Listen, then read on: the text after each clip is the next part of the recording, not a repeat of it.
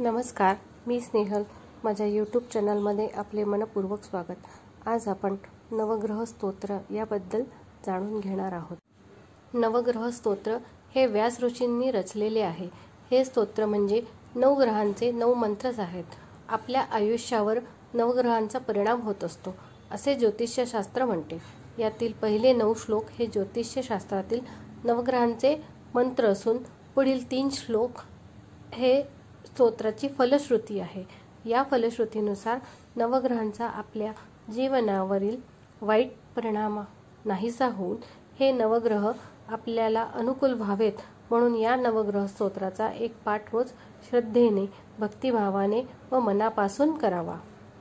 त्यामुळे आपली संकटे, अडचणी नाहीशा होतात व वाईट स्वप्नेही पडत नाही. उत्तम व निरोगी आयुष्याचा लाभ होतो व आपण धनवान व आयुष्यमान होतो. यापुढील भागात आपण नवग्रह स्तोत्र कसे म्हणावे हे आपण जाणून घेऊया.